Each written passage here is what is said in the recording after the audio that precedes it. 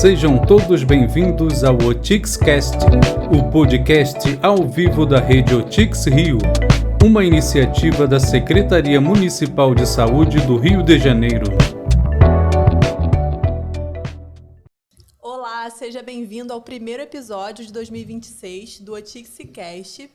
Aqui você ouvirá diversas informações sobre SUS e sobre atenção primária à saúde.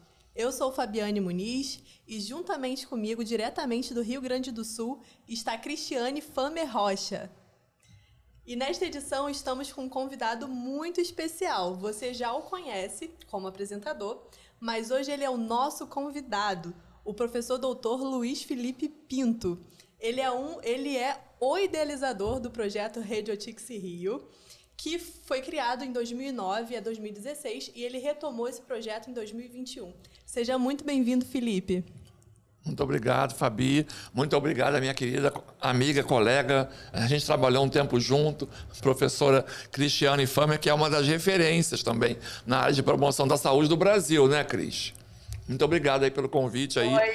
Olá, Felipe e Fábio. É um prazer estar aqui com o Felipe. Tenho acompanhado o trabalho do Felipe há muitos anos e estamos juntos, né, nessa empreitada, digamos assim, de popularizar a comunicação, de fortalecer a comunicação e a promoção em saúde, na atenção primária em particular. Felipe, é fundamental perguntar para ti como é que começa a Rede OTIX, né? Qual a importância dela hoje, ou mais ainda, talvez antes até de falar como começa, perguntar o que é mesmo a Rede OTIX e qual a importância dela. Então, vamos lá, vamos voltar a 2004. Eu estava caminhando na cidade do Porto, em Portugal, e eu tinha ido para um congresso mundial de epidemiologia e resolvi entrar. Na verdade, eu tinha um trabalho científico que era um resumo que tinha sido aprovado, e eu não ia participar. Eu falei, um resumo? Eu não ia participar. O resumo você pega... Naquela época, né, não tinha tanto acesso assim à internet. Você já tinha internet, mas você tinha geralmente o livro de resumos. E aí eu falei, eu não vou nem entrar. Já tinha o convite para poder participar do congresso. Mas eu falei, deixa eu ver o que está acontecendo. Lá na Faculdade de Medicina do Porto. E aí eu vejo a OPAS apresentando, eu entro então numa palestra, fico no final da plateia, vejo a OPAS apresentando o Observatório Português de Sistemas de Saúde. O observatório era o OPSSS, alguma coisa assim, se não me falha a memória.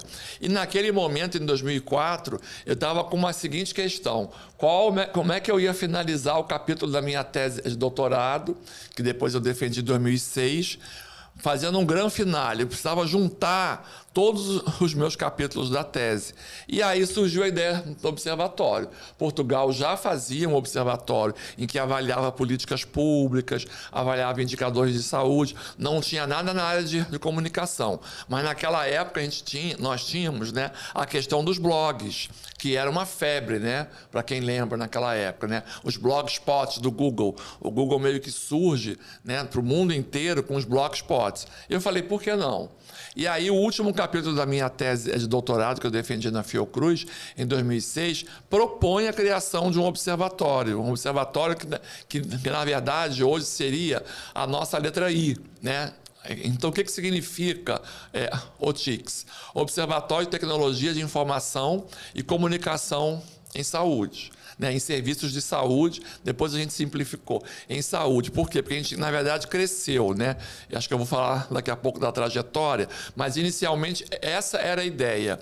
A ideia era que você pudesse ter um espaço virtual para monitorar indicadores, para falar de comunicação. Então, nós tínhamos principalmente a questão, era do Facebook, era do Orkut na época, não era Instagram, não era Facebook, era o Orkut. Uma volta ao tempo. Volta ao tempo. Era o Orkut. A gente chegou a fazer um esboço do Orkut da saúde, quase virou um prontuário na época. Eu e o então subsecretário, né, na época que foi convidado, Daniel Sorange, hoje o nosso ilustre secretário municipal de saúde do Rio de Janeiro, mas a gente chegou a fazer esse esboço até do que seria o Orkut da saúde, enfim, muitas ideias naquele início. E como é que ele surge? Ele surge porque nós precisávamos fazer uma formação em larga escala para os alunos que eram os agentes de endemias, e nós não tínhamos espaços físicos.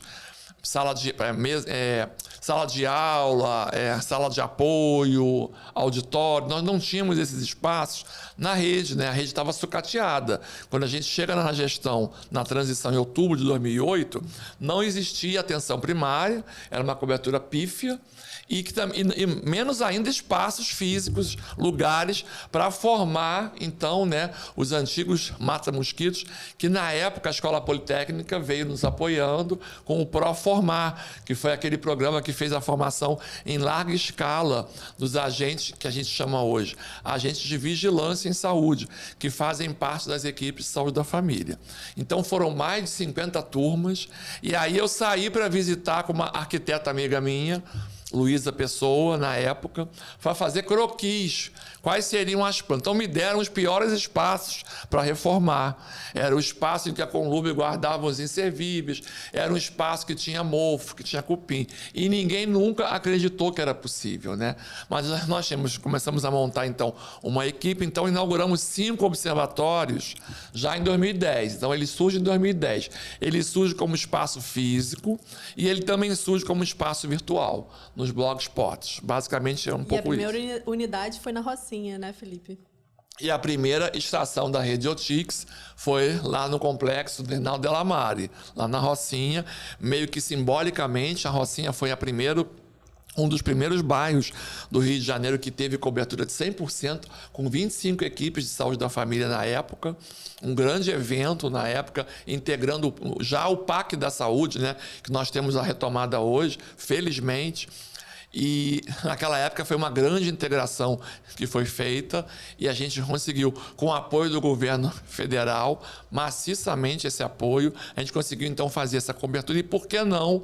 Então nós criamos então a estação na AP32, na AP21, na AP52, que são áreas da cidade, né? Felipe, e antes da Otix surgir, como era o cenário da informação na saúde no Rio de Janeiro? O que mais te chamava a atenção naquela época? A gente fez um levantamento na época do Cadastro Nacional de Estabelecimentos de Saúde, o CNES, e já naquela época, que era já naquela época o próprio CNES, que seria, vamos dizer, o sistema e a base de dados mais acessível, mais fácil de você observar, organizar, já era um caos, né? Você tinha falta de registro de informação, você tinha falta de atualização, meses e meses e meses sem atualizar. O que hoje a Secretaria faz a cada semana, ou quase em tempo real, veio numa evolução para chegar nisso. Naquela época você não podia confiar nos dados. Você tinha que fazer suas pesquisas, você tinha que praticamente ir a campo para poder coletar os seus dados. É verdade que o município do Rio sempre foi referência na área de vigilância em saúde. Então, os sistemas de informação, principalmente os de base epidemiológica, o SIM e o SINASC, sempre tiveram uma boa qualidade. PNI também sempre foi referência no município do Rio de Janeiro. Mas a parte ambulatorial, não existia prontuário, o prontuário foi criado em 2012. Então, era assim, era a desordem, né? Era o que o IBGE, o pessoal do IBGE chama a estatística do que não há. Não tinha estatística. Você ia fazer um texto daquilo que não existia. Felipe, tu comentas sobre a informação, mas em relação à tecnologia e comunicação, imagino que naquele momento, não era só na cidade do Rio de Janeiro, né, no Brasil inteiro, até no mundo talvez, ainda tinha muitas deficiências, né? Tu consegues identificar assim, o que faltava naquele momento em relação à comunicação e tecnologia na cidade do Rio que pôde ser assim, um propulsor para a criação do Otix? Então, faltava infraestrutura física, né? A gente sabe que a antiga lei de licitação e a nova lei de licitação, que melhorou em vários aspectos, mesmo assim, na administração direta você tem um gerenciamento muito amarrado. Então, por exemplo, lembro claramente, na época, né, em que chegava um processo administrativo para comprar computador, ele levava mais de um ano para passar de mesa em mesa, porque você tinha que passar por vários órgãos, enfim. E nem sempre... Aliás, eu quero até escrever um artigo científico sobre isso. Você comprava com o menor preço na administração direta. Por quê? Aqueles fornecedores, quando chegavam lá, sabiam que não iam receber da prefeitura ou sabiam que iam mudar a especificação, eles já mandavam um preço, entendeu? Maior do que é o preço se você for comprar hoje em alguma loja com 3 preços. Então, foi fundamental em abril de 2009 você flexibilizar as compras, flexibilizar a contratação para dar velocidade. Assim, a gente não teria feito a reforma da atenção primária, ampliação das equipes, só com a administração direta. Eu assim, tenho certeza que não. Nem acho, tenho certeza que não. Então, o que foi fundamental para poder viabilizar a Rede Otix? A gente conseguiu comprar nossos computadores em menos de um mês, a gente conseguiu internet com banda larga em menos de um mês, enfim. Tudo seguindo assim, os princípios da administração direta, mas tendo as organizações sociais apoiando a gestão. Elas não fazem gestão, elas apoiam a gestão. O Comando Central sempre teve, nesses últimos anos todos, praticamente, tirando o nosso período negro aí que a gente teve, que depois eu vou falar, sempre teve com o nível central, né? A organização da prefeitura. Isso a prefeitura não abriu mão, até hoje. Felipe, e quais parcerias você teve no início do projeto? Quem apoiou a construção da Otix, bem lá no início? Essa que vos ouve aí do outro lado, lá em Porto Alegre, a Cristiane, por exemplo, foi uma das pioneiras. Né? A gente trabalhou junto um tempo em Porto Alegre, eu fui professor da Federal do Rio Grande do Sul antes de me transferir para a Federal do Rio de Janeiro, então eu sou muito grato à Cris. Ela me viu sofrer, depois me viu feliz, né? Como estou hoje, como a gente vem evoluindo. A vida também não é só felicidade, a vida também tem, né, os seus percalços da vida, mas a Cris foi uma das pessoas que me ajudou. O Secret também me ajudou, da Fiocruz, no início, mas o Secret mais com viés da tecnologia científica, menos na questão da gestão. Por quê? As nossas instituições acadêmicas, científicas, têm pouca porosidade, tem muita dificuldade de fazer integração com a gestão por causa dos tempos. Os tempos não andam juntos, não é mesmo, Cris? Os tempos estão sempre fora de sincronia. Então, a gestão quer andar mais rápido, a academia não anda mais rápido. A academia, se ela não tiver uma fundação de apoio acelerando, como foi na época da pandemia, né? Por que a gente teve vacina no Brasil? Porque a Fiotec, que é a fundação de apoio da Fiocruz, importou os materiais e não teríamos vacina, sinto muito, entendeu? Então, é usar as fundações de apoio para aquilo que elas fazem de melhor, não é isso? Então, isso foi importante. A gente teve apoio do Secret, teve apoio da URGS, foram fundamentais no início. E isso foi assim, depois a gente foi criando a nossa própria tecnologia. Felipe, ao longo do tempo, a gente tem muitas coisas boas, positivas, mas também teve muitos desafios, né? Desafios relacionados à gestão, desafios relacionados também a outras questões, né? Quais foram aqueles que tu julga fundamentais, assim, nessa história do Otix para nos mostrar e também refletir sobre? O primeiro desafio que eu me lembro foi convencer a própria equipe da Secretaria de Saúde que era possível ampliar a atenção primária, porque ela estava largada embaixo do tapete em 2008, final de 2008, 2009. Então, com o movimento, né, a tríplice reforma, mudou-se o organograma. Então, antigamente, a atenção primária ficava embaixo da atenção hospitalar, ou seja, quem é que gasta o dinheiro mais rápido, o hospital ou um posto de saúde? O hospital. Então, a imprensa ia para a porta do Souza Aguiar, fila na porta do Souza Aguiar. O que acontecia com o gestor? Jogava o dinheiro todo para o hospital. E a atenção primária nunca tinha uma chance de mostrar que ela era viável, ela era possível. É só a gente estudar os países de economia desenvolvida no mundo, na Europa Ocidental, por exemplo, em que você mostra que a base do sistema tem que ser a atenção primária, tem que ser os centros de saúde, tem que ser as equipes, tem que ser as clínicas da família. Então, um pouco esse foi um dos maiores desafios. Convencer a equipe, porque a equipe estava muito desmotivada. A equipe que eu digo é a equipe de servidores mesmo, da própria secretaria. Quando a gente chegou, nós éramos os alienígenas, porque nós não éramos da secretaria, né? Nem eu, nem o Daniel, na época a Leda, tinha outras pessoas que vieram, a Beth Dorigueto, a Daniela Tarta, não éramos da secretaria. Então, tínhamos um preconceito. O Daniel, por exemplo, quando ele foi médico de família em 2004, ele foi demitido por e-mail pela gestão César Maia, porque ele queria mudar as coisas na equipe Saúde da Família que ele atuava, que era Manguinhos, na Fiocruz. Então, você vê como é que tinha uma cabeça meio que assim, contra a atenção primária, ou pelo menos ignorando a atenção primária. Então, o maior desafio foi esse. Foi conseguir mudar o organograma, conseguir que a Câmara de Vereadores aprovasse a lei de apoio à gestão pelas organizações sociais, que era o modelo possível naquela época. E a outra reforma foi a reforma do modelo, que é essa que eu estou falando. Ou seja, você conseguir falar o seguinte, espera aí, eu vou separar o dinheiro da atenção primária. E aí foi... Bom, acho que eu já vou fazer um spoiler. Foi interessante, porque a gente lançou vários editais carimbando o dinheiro do hospital para a atenção primária. Daniel, na época, era subsecretário. Naquela época, a gente tinha mais autonomia para gastar e para investir do que hoje. Porque hoje ele é secretário e a responsabilidade é maior. Eu costumo dizer que talvez hoje a gente não conseguisse fazer com tanta velocidade a Rede Otix. Porque naquela época, como subsecretaria, as coisas eram mais rápidas. Hoje elas estão, na minha percepção, um pouco mais lentas. Felipe, você já iniciou falando um dos impactos da Otix na atenção primária, mas gostaria que você falasse um pouco mais sobre qual o impacto da Otix na atenção primária e na qualidade da informação em saúde. Então, acho que a gente teve vários avanços aí, principalmente a questão do prontuário eletrônico, mas eu queria trazer primeiro a questão da territorialização. Foi a Rede Otix que, em 14 de novembro de 2009, fez os mapas. Né? Na época, o Tiago trabalhava com a gente.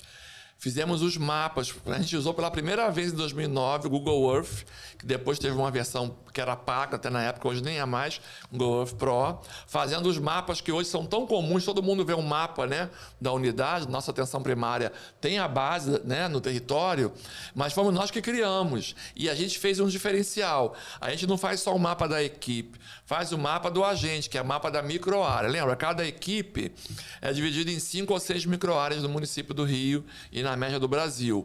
Então, nós desenhávamos isso em papel, imprimíamos, íamos para as unidades, fizemos literalmente milhares de oficinas informando e formando as pessoas. Então, nós fomos pioneiros para viabilizar o onde ser atendido, que é uma ferramenta que hoje existe, que você coloca o seu CEP, o seu endereço, e você descobre qual é a sua unidade de referência. Lembrando que hoje, então, nós partimos de 3%, 3,5% de equipes completas com médicos, para algo em torno de 75% de equipes hoje com médicos.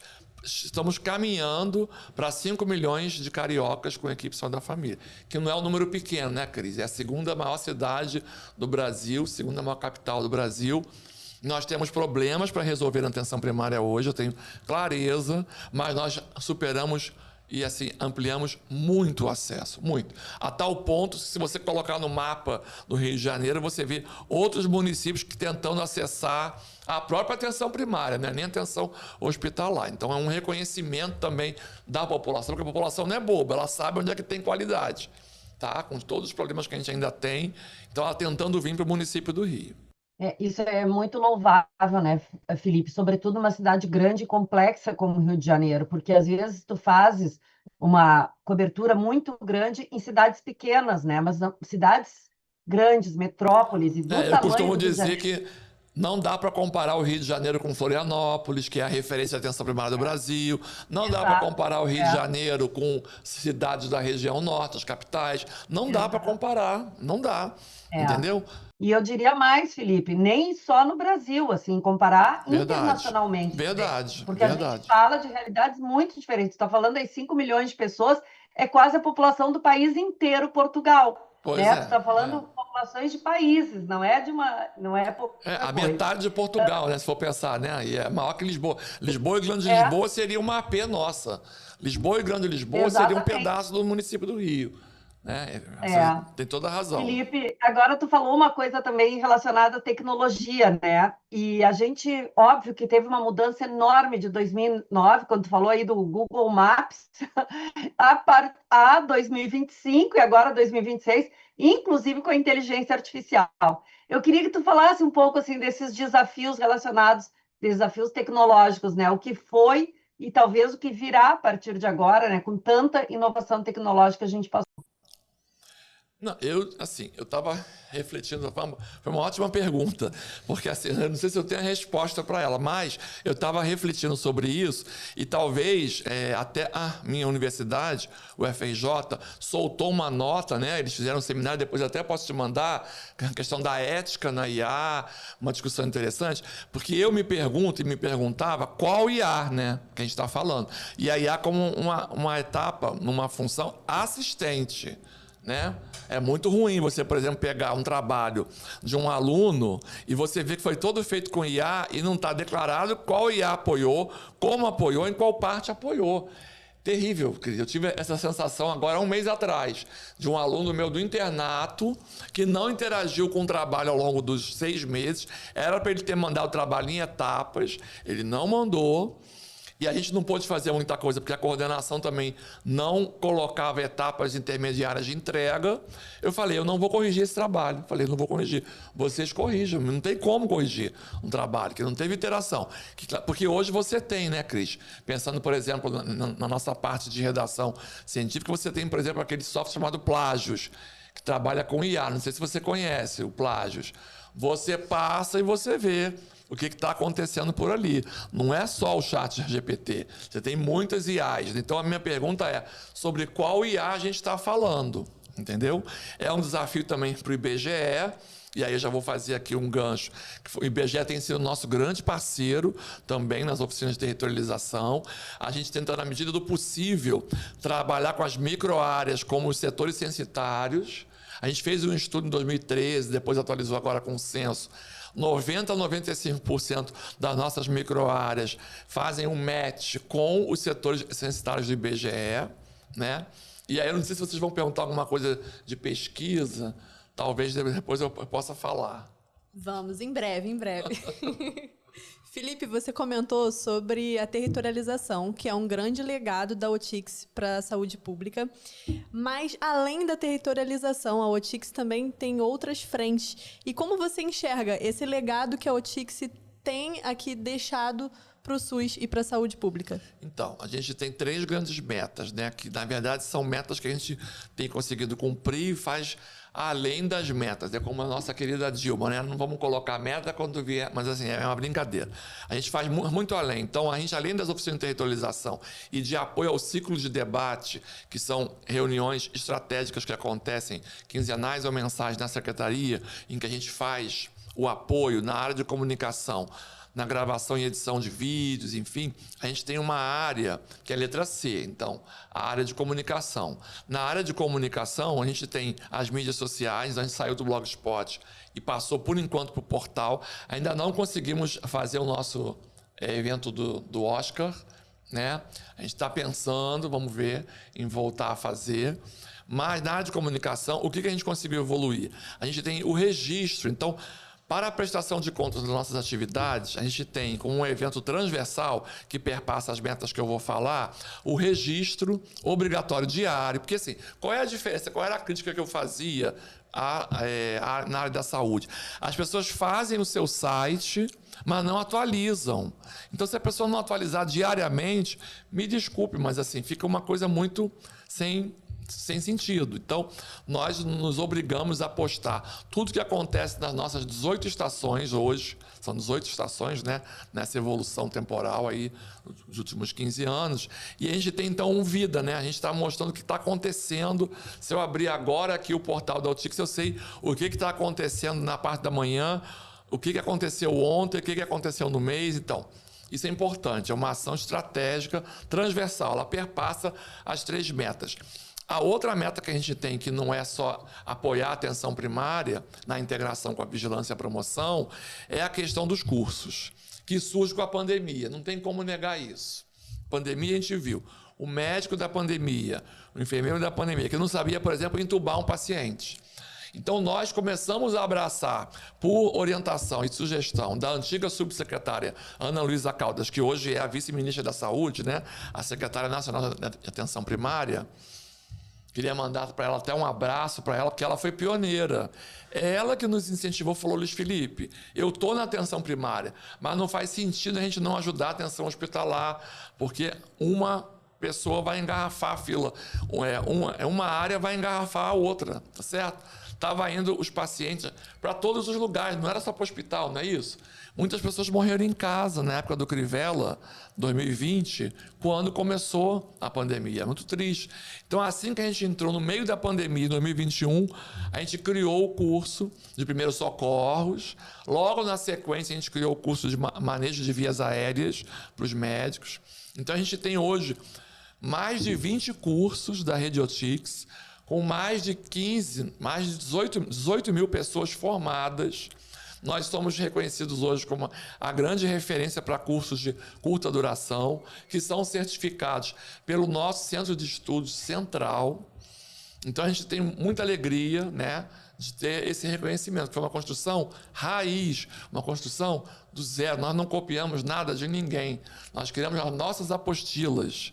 Nós fazemos isso para toda a Secretaria de Saúde. Fizemos isso para a subprefeitura, para a Conlurb, a empresa pública de limpeza que a gente tem no Rio. Fazemos isso para quem nos demandar. Queremos fazer isso para as escolas também. Se a gente tivesse mais perna, o curso de suporte básico teria que ir para as escolas. Na Europa, as crianças do nível médio, os adolescentes do nível médio, fazem esse curso, né?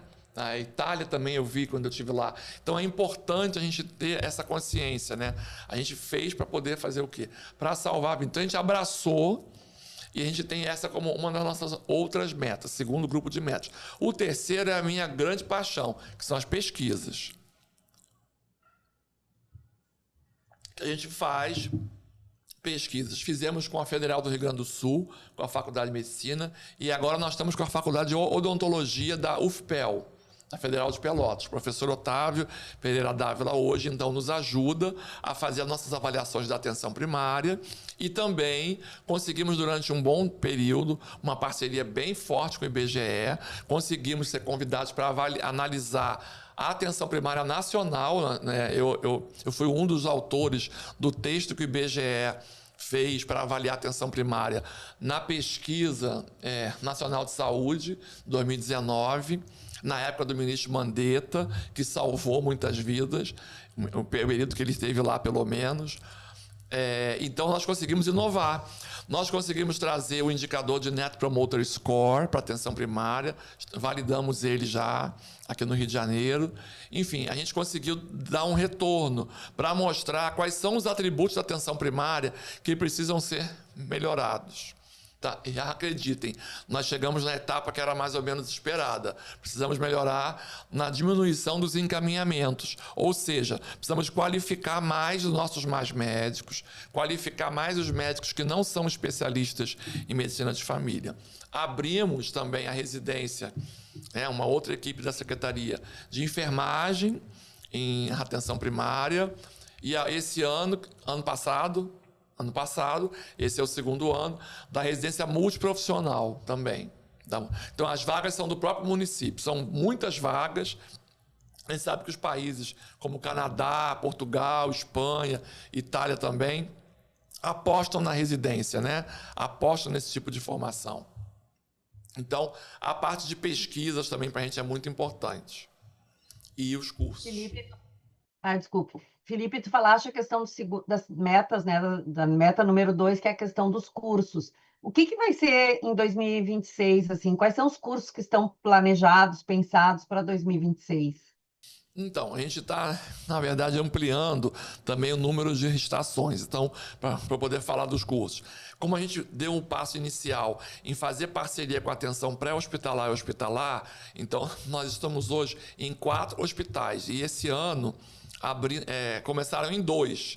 O que significa isso? Que eu vou poder fazer um grande sonho, que é colocar a atenção hospitalar para formar a atenção primária e a atenção primária para ensinar a atenção hospitalar. Porque a gente sabe que no mundo vivido, no mundo real, isso não acontece. Cada um olha o seu quadradinho. Então, a gente conseguiu integrar também o processo de trabalho dos profissionais de saúde dessas diversas áreas. Então, nós temos cursos, por exemplo, que vão ensinar.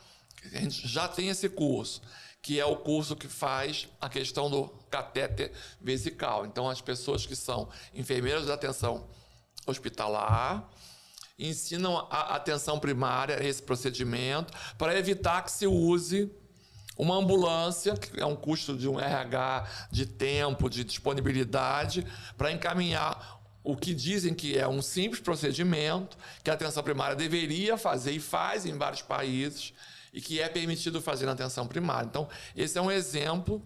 Nós temos outros cursos que a gente está querendo fortalecer, mas eu diria para você que minha preocupação maior para esse ano, se eu dissesse que seria assim, qual a minha maior preocupação desse ano? É conseguir consolidar os observatórios nesses hospitais, porque como é o hospital, não é atenção primária, é mais difícil. Você tem todos os setores do hospital, você tem ali, por exemplo, universidades que também interagem com seus alunos. Então, assim, o desafio é maior. Por exemplo, no Souza Guiar, que a gente tem a grande parceria da diretora, a doutora Paula Travassos, a gente implantou, vai fazer esse ano 3 anos, tem sido um sucesso. A gente chegou, todo mundo desconfiado. Quem são essas pessoas da atenção primária que chegaram aqui hoje? Nós somos, assim, reconhecidos. Não tem mais um espaço para agendar. A gente teve até que tirar cursos de lá, colocar em outro lugar para poder liberar espaço para eles usarem as nossas instalações. Então, acho que isso é muito importante. Felipe, você comentou sobre as pesquisas. E a OTICS, ela apoia as pesquisas estratégicas, como as pesquisas de opinião, Paquetá Vacinada, Buscovid. E, na prática, quais contribuições esses estudos trazem para a gestão do SUS? Então, a gente sempre entra fazendo apoio logístico, que aí não dá para ter 10 pernas, né, Cris? Não dá para defender, fazer defesa, fazer ser meio de campo, cabeça ainda fazer. A gente faz muito gol, mas a gente faz apoio, a gente faz sempre junto com alguém. Então, por exemplo, a gente trouxe o IBGE para fazer o pré-teste do censo na Ilha de Paquetá. O IBGE não queria voltar presencial, então isso vai ficar na minha história. A gente conseguiu trazer o IBGE, fica até assim meio que emocionado, mas a gente conseguiu trazer o IBGE, eles não iam fazer o censo. Para quem vai lembrar, primeiro motivo, não teve dinheiro, naquele governo que a gente não precisa nem falar qual é, né? Não teve dinheiro para fazer. No outro ano, judicializou. Aí um dos ministros do Supremo obrigou, vai fazer o censo, vai ter dinheiro.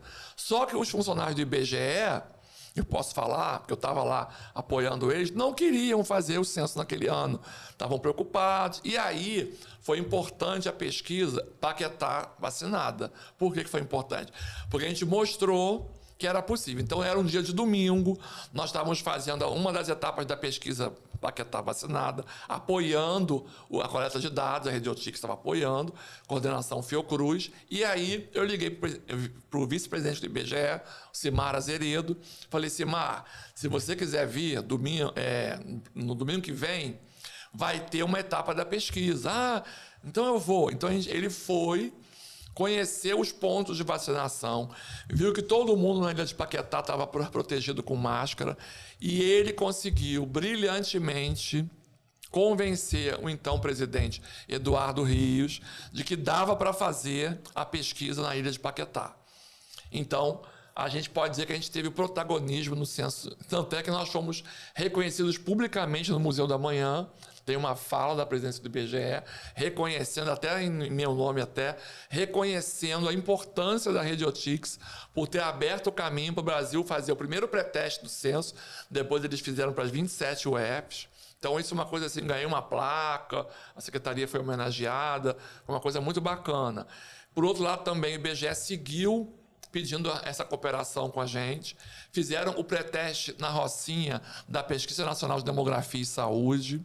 Então, é uma outra, entendeu? Nós passamos a ser reconhecidos, né, como referência para a coleta de dados, apoio nesse sentido. E aí, a gente tem os parceiros das universidades que fazem toda a parte importante da avaliação, enfim, importante.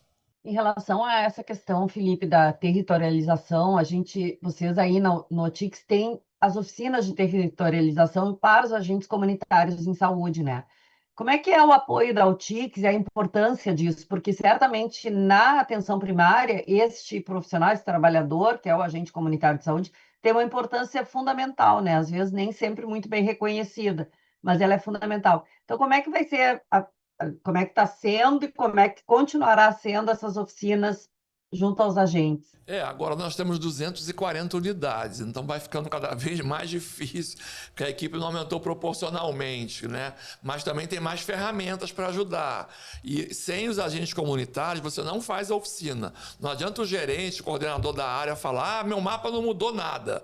Não é verdade. Nossa experiência mostra que na hora que você leva o mapa impresso em A3 e começa a reunir, tem gerente que parece que, assim, que não conhece o território. Na nossa experiência, a gente tem um protagonismo para suscitar a atualização do território. O território, a gente sabe muito bem, né?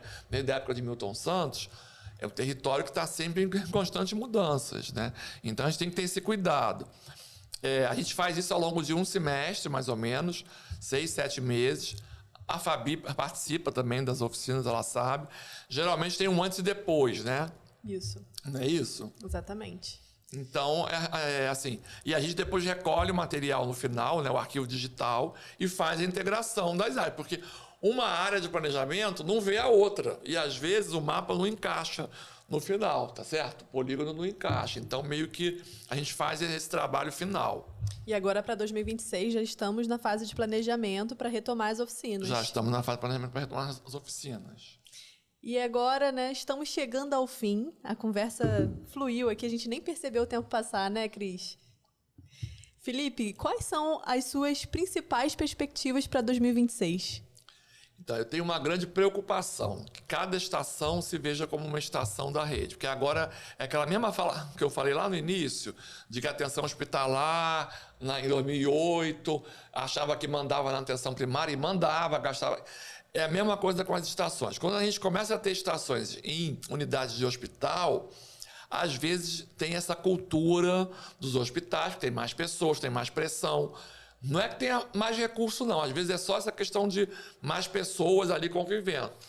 Que elas sejam solidárias, que as estações da Rede Otix sejam solidárias. Se eu pudesse deixar uma mensagem, vamos dizer assim, meu maior desafio esse ano, porque eu preciso que o Lourenço Jorge, que está sendo definido, né, que iniciou suas atividades agora esse ano, lá na Barra da Tijuca, que agora é a zona sudoeste do Rio, que ele entenda que ele vai precisar ajudar o Souza Guiar, que ele vai precisar ajudar Campo Grande, que não é o hospital. Então, eu preciso que as estações entendam que é uma rede, desde a sua origem, não é isso, Cris? A Cris acompanhou, a gente já escreveu um artigo junto sobre isso, lá nos primórdios, temos até que atualizar aquele artigo, né? Tá na hora agora de atualizar, mas assim... que os hospitais, principalmente, entendam que eles fazem parte de uma rede e que eles devem ser solidários, porque eles já receberam a ajuda e agora é a hora deles ajudarem, que nós somos uma rede, então, e que, de fato, a gente precisa atuar como rede, em termos de solidariedade. Trabalhar de forma integrada. Trabalhar de forma integrada. Atenção primária, atenção hospitalar. E promoção da saúde, aí, fazendo esse link. Eu fiquei ouvindo, Felipe, essa questão da atualização e do registro também desses 15 anos, né? É super importante, porque a gente vai vivendo a vida e não se dá conta do que a gente passou em termos não só de construção, mas de desafios, de necessidades, né, de atualizações. Então, eu ficaria super feliz da gente poder fazer esse registro. Então, Felipe, uma outra questão que tu falas a respeito dos cursos são todas aquelas outras iniciativas que o próprio Rede Otix fomentou, não só na produção científica, como nos cursos de pós-graduação. Tu podias contar um pouco para nós como é que foram essas experiências, estão sendo? Então, você lembrou muito bem. São, assim, duas coisas que se complementam e dialogam.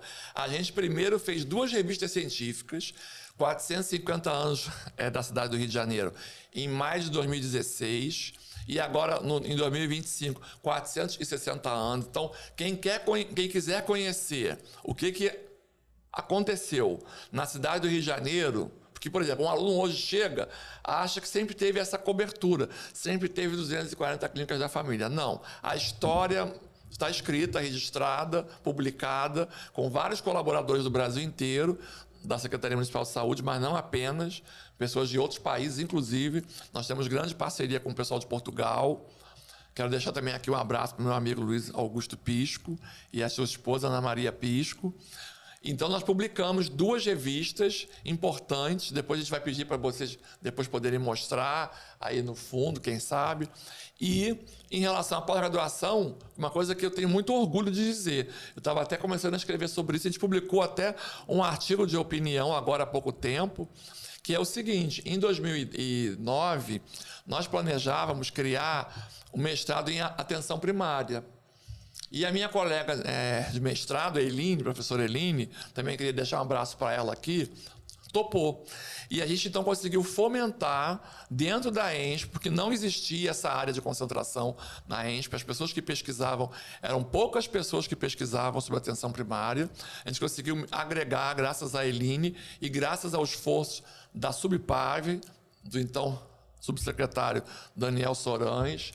Eu também consegui ajudar nessa articulação. E a gente criou, em 2010, fomentou com recursos a ENSP, através da Fiotec. E a gente criou a primeira turma do mestrado profissional em atenção primária, que hoje já é a 7ª turma. Quer dizer, ela veio se evoluindo, né? Nós temos aí um longo período aí de consolidação, mais de 100 mestres formados, e culminou há 2 anos atrás com o doutorado profissional. Então, nós também fomos pioneiros mais uma vez, porque a gente sabe muito bem que as áreas de concentração da saúde pública disputam para saber quem é que vai ser o doutorado profissional.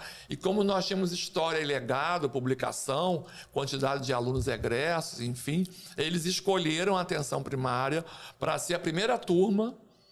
Tá certo? Então, nós temos, assim, hoje essa satisfação. Depois eles fizeram perfil 1 e perfil 2. Eles combinaram servidores da Fiocruz com equipe da Secretaria Municipal de Saúde. Então, hoje nós temos 2 turmas, quase 30 alunos nessas só mais 2 turmas, fazendo doutorado profissional, com liberação da carga horária da Prefeitura do Rio, porque nós já tivemos também lá na origem, eu esqueci de falar, curso de especialização em saúde pública, junto com o Proformar, que eu falei. Então, assim, a gente também se preocupa em formar os colaboradores, os gestores, não só os alunos também que fazem parte da nossa rede, mas a gente também teve essas 2 iniciativas que eu considero fundamentais ao longo desses últimos 15 anos. Obrigada a todos que estão acompanhando os nossos conteúdos. Não deixe de nos seguir nas redes sociais, OTICS Rio _2021. Tchau, tchau. Até a próxima. Muito obrigado.